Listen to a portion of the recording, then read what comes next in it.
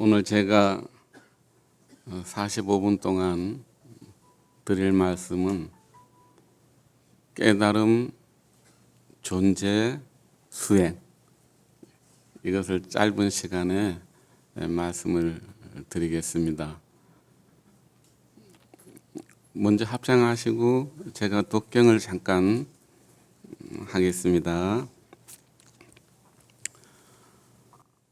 나는 이렇게 들었다. 부처님께서 라자 그리하영 축산 중에 청정한 수행자들과 함께 머물고 계실 때였다. 그때 관세음보살께서도 부처님의 가르침에 의지하여 사량 분별이 끊어진 해강산매에서 반야바라미를 수행하고 계시었다.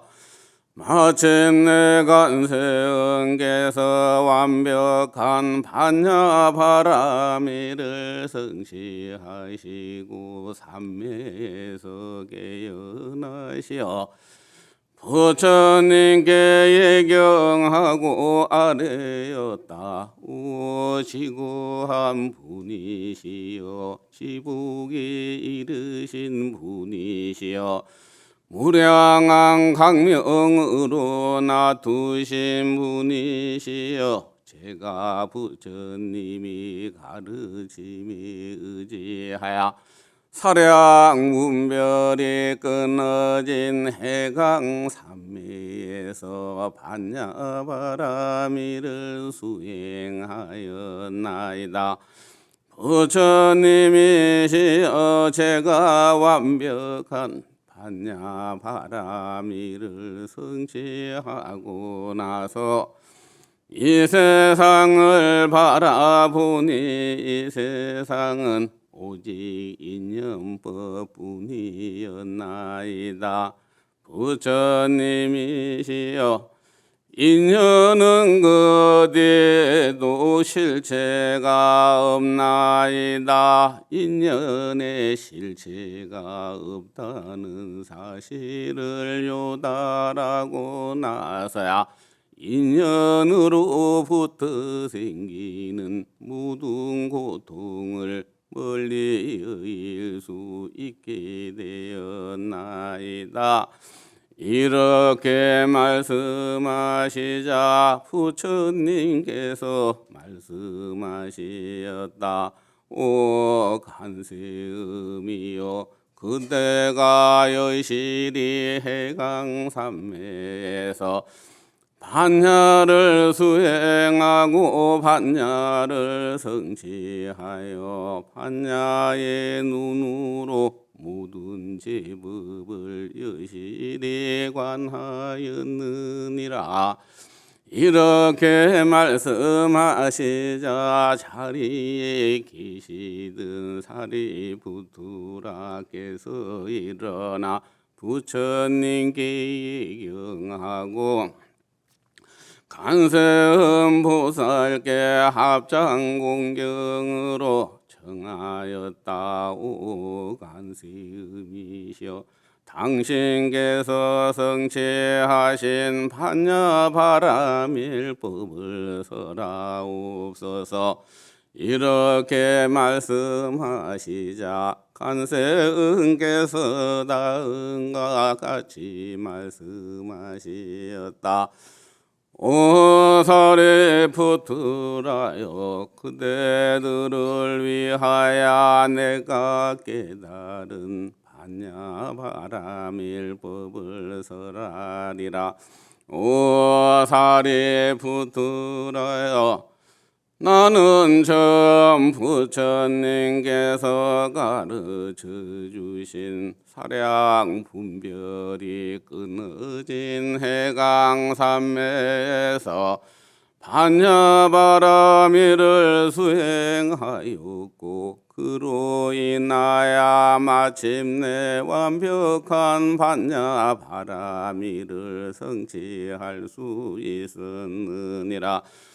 오사리 부트라야 내가 반야를 성취하고 나서 이 세상을 바라보니 이 모든 제법은 오직 인연법뿐이었느니라. 인연은 그디도 실체가 없느니라.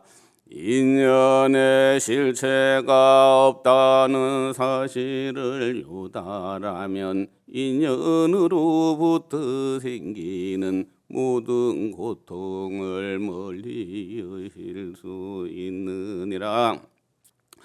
사리부터라야 그대의 오은의 인연아를 관찰하여 보라. 거기에는 어떠한 실체가 없느니라. 오은의 실체가 없다는 사실을 통달하면 그때는 오은의 인연에부터 생기는 모든 고통을 멀리 여길 수 있게 되느니라.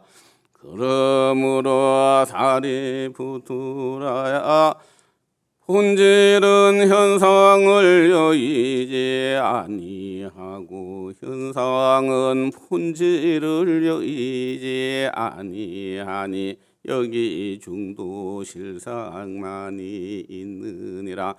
오사리부트라야 여기 본질의 차원에서 바라보면 여기 태어나는 것도 소멸하는 것도 없으며 깨끗한 것도 더러운 것도 정하고 감하는 것도 없느니라.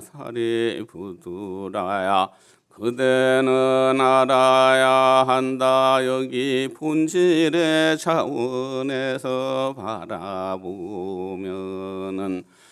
일체의 모든 고집멸도와 12인연과 18개도 없으며 성취와 비성취와 사유와 비사유의 차원을 넘어가느니라. 그러므로 일체 보디사트바가 이 반야 바라미를 의지하니 그 어디에도 걸리는 바가 없으며 머무르는 바가 없으며 어떠한 상으로 놔두지도 않느니라. 오사리부트라야 이 반야 바라미를 의지하여 저 보디사트바가 저 무여 열반의 문으로 들어가셨으며 과거 현지 미래의 모든 부처님도 이 반야 바라미를 의지하여 저 안욕 따라 삼마 삼부리를 성취하셨느니라. 오사리부트라야 이 반야 바라미는 진실하여 일체의 무명을 파괴하며 일체의 무지를 소멸하며 일체의 무명업장을 소멸케 하느니라. 이 반야 바라미는 진실한 주문이니 이 반야 바라미는 위없는 만트라며 지혜의 만트라며 비교할 수 없는 만트라이니 이 만트라는 다음과 같이 설하여졌느니라. 갓대 바라승 갓대 부디스하와 갓대 바라승 갓대 부디스하와 갓대 바라승 갓대 부디스하와.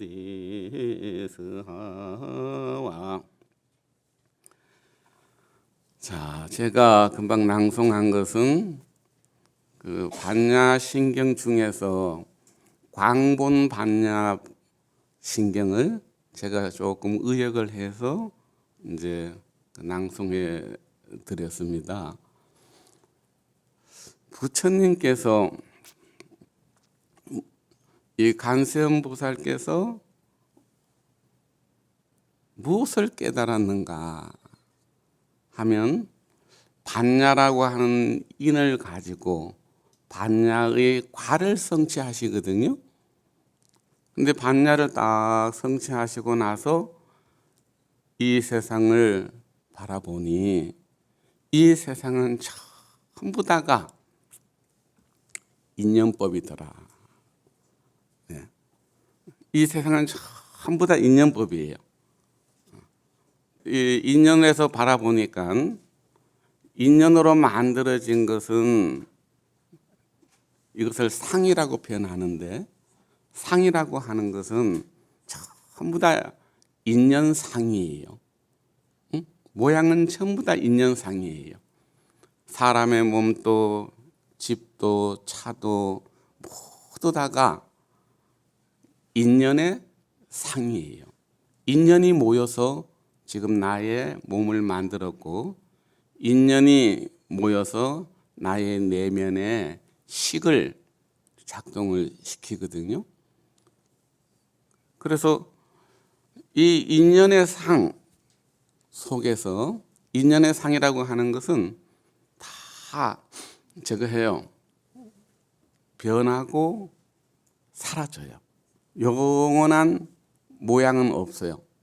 다 인연 따라 흘러가는데, 인연으로 만들어진 것은 마치 구름이 모였다가 흩어지는 것과 같아서 우리 인생사가 다 보면 인연상, 요즘 말로 표현하면 현상이죠.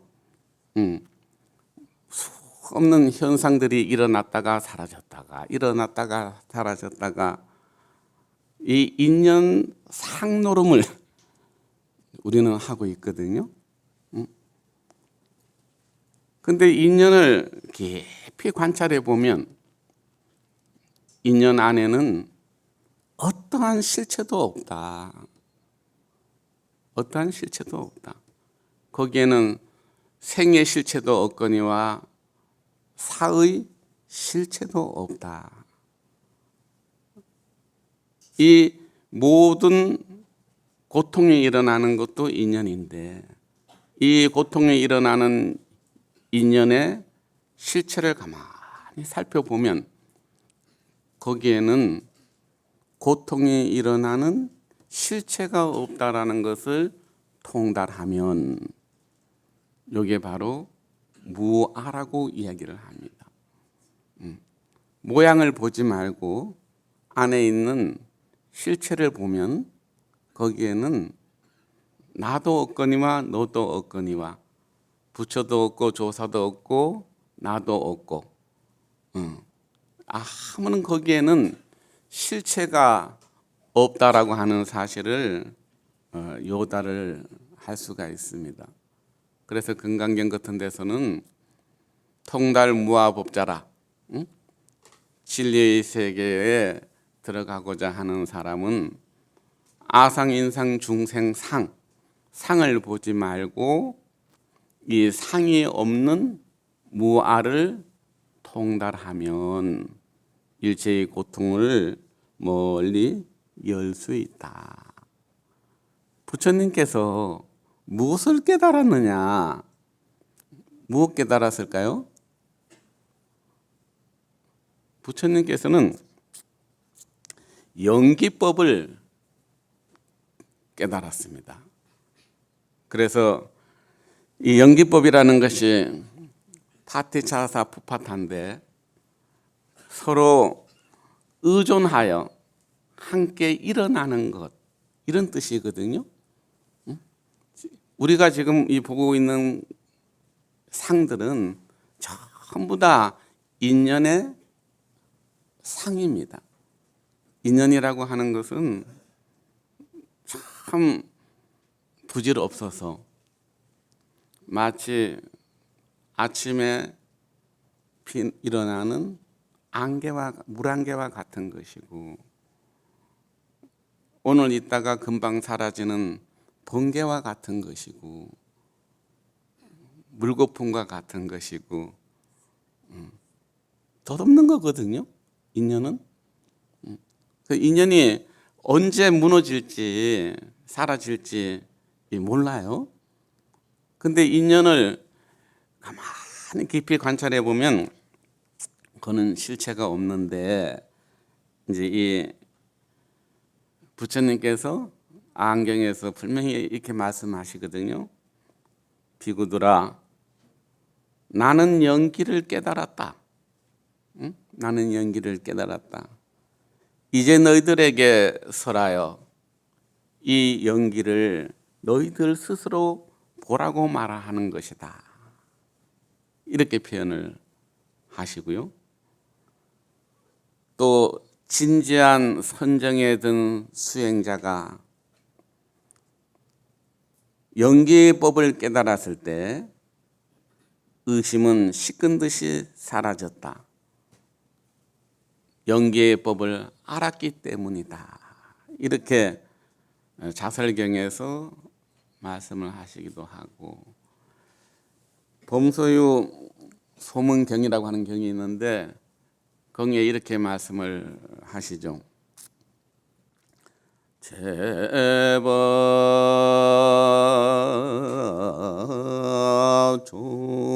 종년생 참무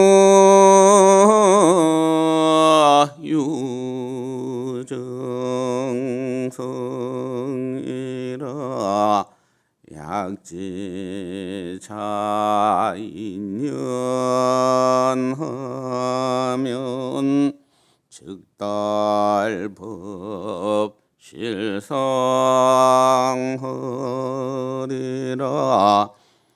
모든 일은 인연에서 의해서 생긴다. 그러므로 고정된 실체가 없다. 이 인연의 원리를 안다면 곧 진리의 근본을 통달하는 것이다. 이렇게 이제 설명을 해요. 그리고 근본설 일체유부라고 하는 목덕가에서는 뭐라고 말씀하시는가 하면,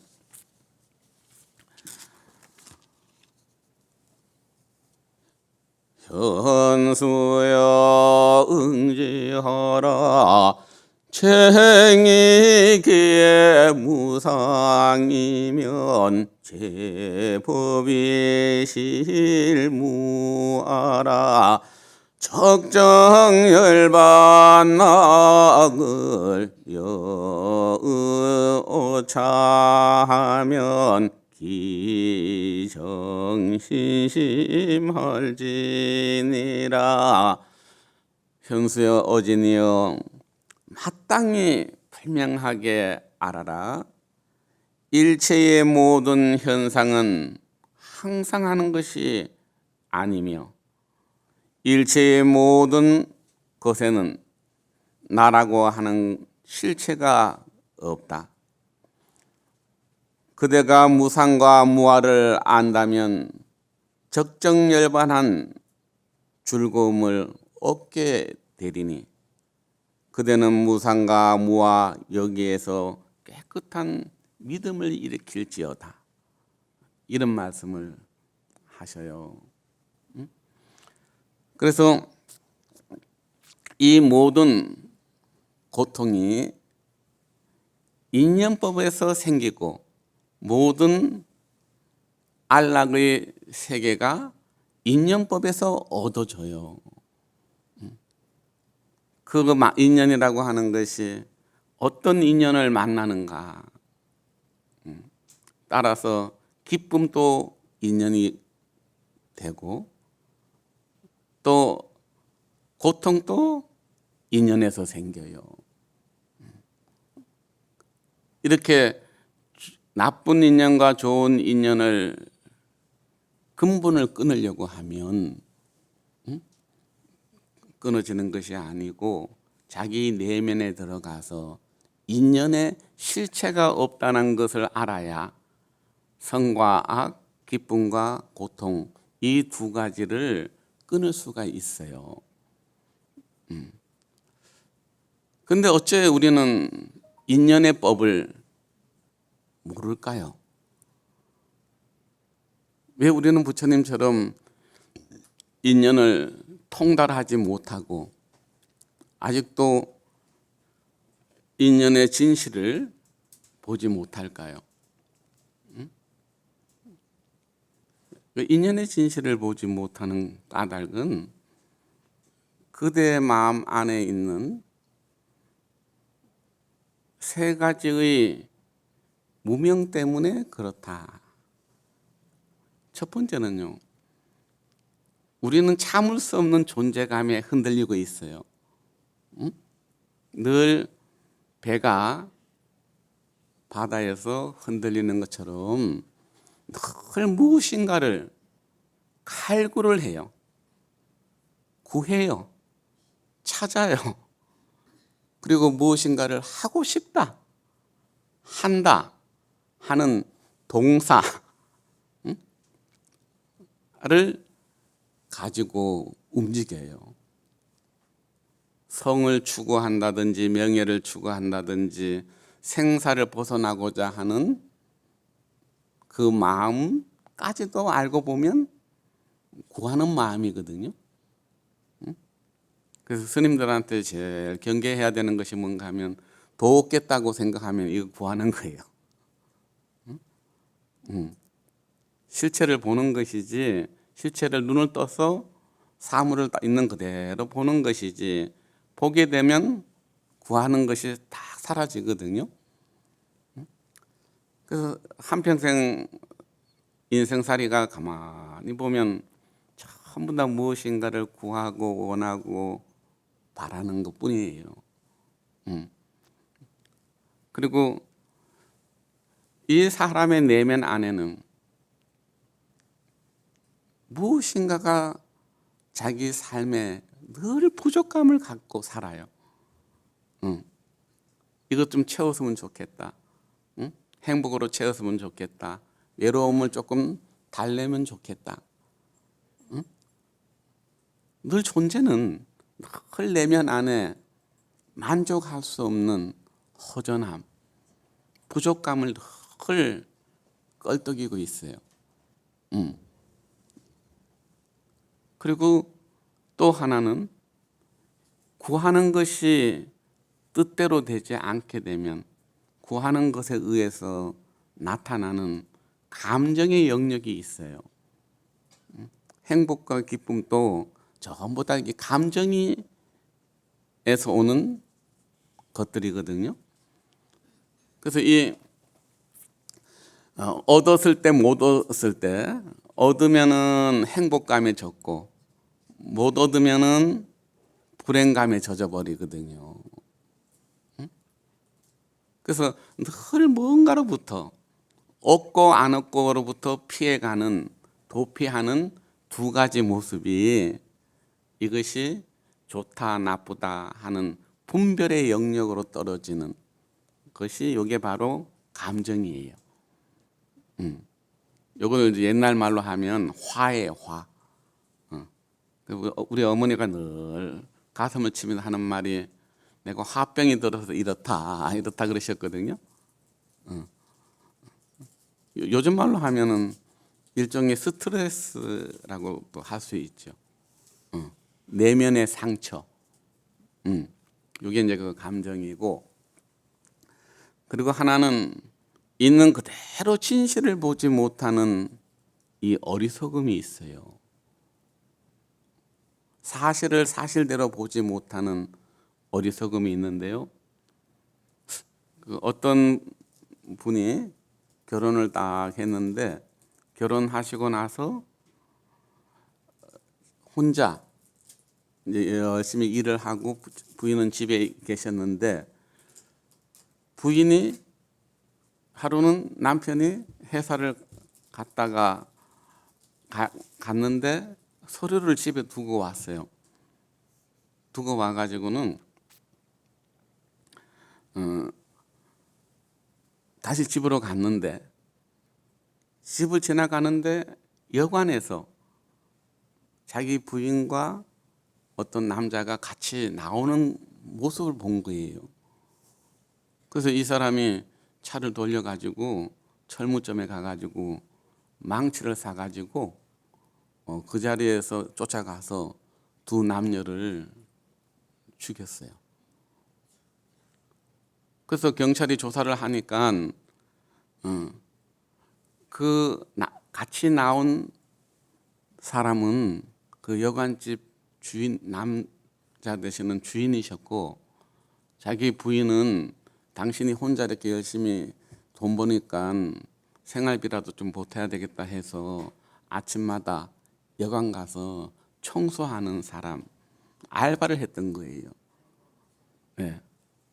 그런데 거기에 어리석음, 이 남자가 진실을 보지 못하고 그냥 가서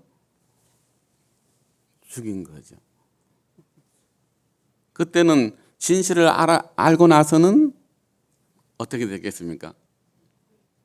후회해도 소용없어요.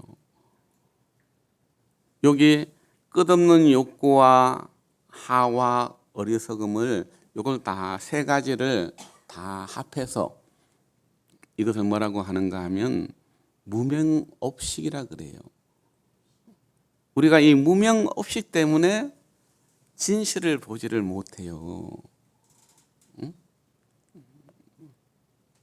근데 이 무명업식이라고 하는 것이 좀 더 구체적으로 이야기를 하게 되면, 늘 우리 존재는 지각한테 걸려요. 보면 저게 무엇이구나 하고 알아버리는 거죠. 지각. 그 다음에 가만히 앉아 있으면 이미 돌아가신 어머니 얼굴이 훤히 나타나는데 이미 이것은 허상이에요. 응? 이게 영상이거든요. 그리고 우리는 소리에 걸려들어요. 마음을 만드는 요소가 6가지가 있는데 그 중에 하나가 소리예요. 소리를 말로 하면은 의사소통이 가능하고요. 소리를 글로 나타내면은 문학이 되거든요. 글과 말, 이게 전부 다 소리에서 시작되는 거거든요. 그래서 이 소리라고 하는 것이 들어오게 되면 분별을 하는 것이 돼요. 소리. 그리고 우리 마음 안에는 옳다 그르다, 좋다 나쁘다 하는 감정이 있어요. 감정. 그리고 거기에는 이때까지 살아온 삶의 자체가 쌓여 있는 기억의 창고, 인식이 있어요. 그리고 이런 것들을 전부 다 연결하면서 태어나는 것이 있는데, 이게 바로 생각이라는 것이 있어요. 우리 마음은 없어요. 인연으로 만들어지는데 그 마음을 만드는 6가지 요소가 바로 지각과 생각과 소리와 감정과 생각, 그 다음에 에고, 나라고 하는 존재감이 있어요. 이 존재감 속에서 나타나는 것이 우리 마음이 나타나요. 마음이 나타나는 것은요, 인연이 모아지는 것은 이러한 요소로 인해서 마음이 생겨요. 구름이 생기는 것처럼 이 텅텅 빈 세계에 인연으로부터 이 마음이 만들어져요. 근데 만들어진 인연은 전부 다 어디 봐도 실체가 없네요. 실체가 없어요. 그 우리가 이 실체가 없다라는 진실을 만날 필요가 있는데요.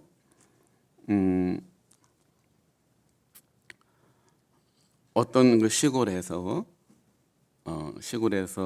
어떤 사람이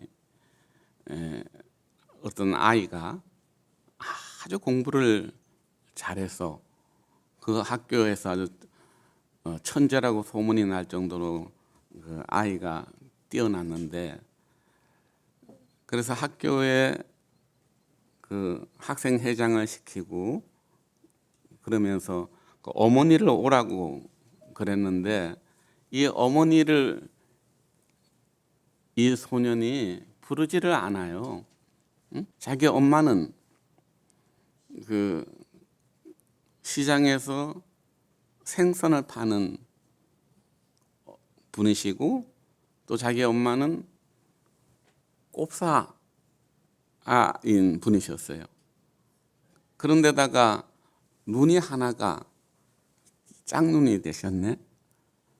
그래서 자기는 이 엄마가 너무 싫은 거예요. 엄마하고 살고 싶지도 않고 엄마를 부정하고 싶은 거죠.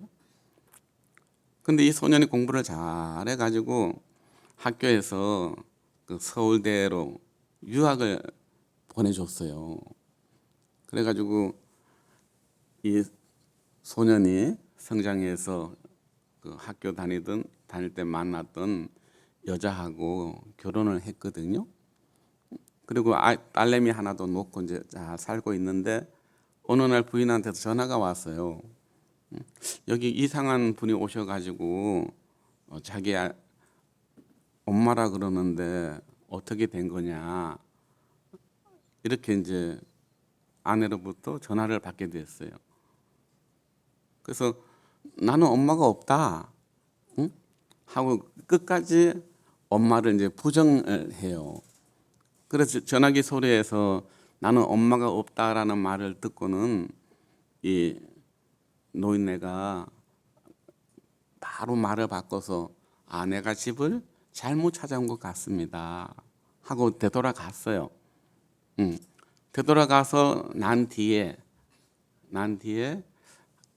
고향집에 갈 일이 있어가지고, 학교에 갈 일이 있어가지고 갔는데, 그때 엄마를 그냥 보냈던 죄책감도 있고, 그래서 그 엄마의 옛집을 이제 찾아갔죠. 찾아갔는데 거기에 엄마가 문터벽을 넘다가 그 편지를 붙이러 가다가 문턱에 걸려가지고 돌아가 계셨던 거죠. 그래서 그 엄마가 보낸 편지가 자기한테 보내는 편지였는데, 그걸 뜯어 보니까 그 편지 내용이 아무개야, 네가 행복할 수만 있다면은 너가 어미를 버려도 괜찮다. 그런데 내가 왜 꼽사가 됐는지 한 번이라도 네가 나한테 물어봤냐? 내 어린 시절에 술 먹은 아버지가 나를 때려가지고 낭떠러지에 떨어뜨렸는데, 그때 허리를 다쳐서 내가 꼽사가 됐고, 그리고 결혼을 해서는 남편이 날마다 때려서 너를 얻고 도망을 나왔다. 배운 게 없는 내가 어떻게 너를 먹여 살리겠느냐. 그 남들이 마다하는 일을 나는 기쁘게 했다. 그리고 내가 왜 짝눈이 된지 아냐. 내가 짝눈이 된 것은 너가 어린 시절에 감나무에 올라가서 떨어져서 눈을 다쳐가지고 실명을 했기 때문에 내 눈을 너에게 준 거다.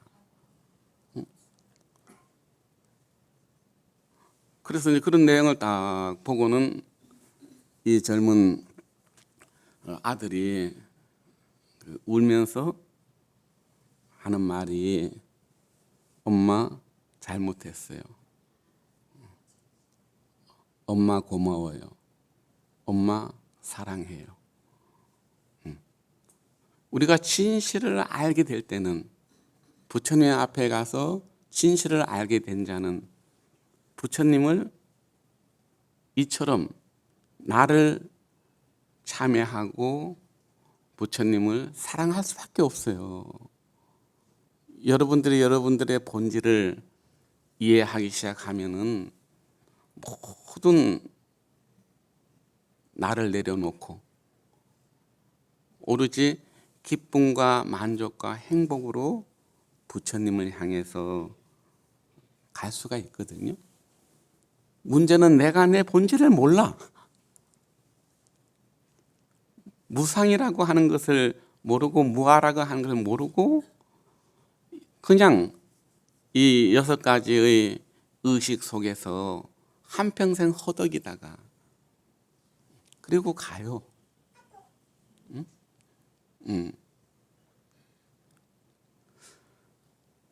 그래서 우리가 진실을 찾을 때 어떻게 내가 나의 본성을 봤을 때 초기 불교에서는 무아라는 표현을 쓰는데 대승불교에 와서는 무아라는 표현 대신에 지혜, 단야바람이라고 표현을 해요. 그래서 무상에서 바뀌게 되면 이게 바로 지혜예요. 지혜. 무명이 바뀌게 되면 뭐죠? 지혜가 돼요. 지혜가 있는 자는 그런 어리석음을 범하지 않겠죠. 무아를 아는 지혜는 어떻게 살까요? 이 본질이 우리가 가지고 있는 이 존재의 모습을 의식문에서 이렇게 이야기를 하는데 그대야 망년아른가 그대여 불리망년아 사대 강리 여문중 육진 심식 본래공 그대여 그대 허망된 망년을 여였는가 그대 허망한 망년을 멀리 떠났는가 그대의 사대 지수하풍의 인연과 이것을 멀리 여였는가. 인생사라고 하는 것은 몽중몽이다. 꿈 가운데에 또 꿈을 꿔. 참 묘해요. 우리 인생사요 다 인연의 꿈이거든요. 요즘 느끼는 거지만은 김태현이라고 하는 꼬마가 12년 전에 없던 애거든요. 예? 근데 얘가 더 나왔다가 또 얘가 언제 한 100년은 안 살겠어요? 세월이 좋아서 또 사라져요. 코공에 구름 한번 일어났다 구름 한번 흩어지는 것이 이것이 우리 인생이었는데 육진심식이 본래부터 비어 있었느니라. 그래서 텅텅 비어 있는 그대의 본성을 알게 되면 진리의 문으로 들어갈 수 있는데요. 이 진리의 문을 들어가는 것을 이렇게 노래해요. 일체선왕 도망사량하라 기연기 즉가하고 각지즉실하라 구구망연하면 다자한성 일편하야 자자선지요 제야이니라. 일체의 선악을 모두 한꺼번에 일념에 살행하지 말아라. 망념이 일어나면 망념이 일어난 그곳을 자각할지어다. 망념이 일어난 사실을 자각하면 망념은 사라진다. 그대가 이와 같이 자연히 수행하면 주객이 하나가 되리라. 이렇게 표현을 해요. 상기에 공하라 해광반조하야 진승은 무념이니 영광에 동로하니 적조함공이로다. 상계가 호공의 꽃과 같은 것을 해광반조하야 일어나는 곳을 바로 비추어 보면 참된 성품은 물든 것이 없었네. 신령스러운 밝은 빛 하나 호공을 비추고 있었네. 이런 구절이거든요. 여러분, 이 무명을 깨트리고 지혜를 얻기 위해서, 무아를 얻기 위해서 어떻게 해야 할까요? 반조하셔야 돼요. 비추셔야 돼요. 자기 내면을 가만히 비춰보면, 관조해 보면 거기에는 너도 없고 나도 없는 불생불멸의 연생법에서 불생법으로 들어가게 돼 있어요. 늘 다니시거나 일을 하시거나 하실 때 물으셔요. 보고 듣고 말하는 이것이 무엇인가?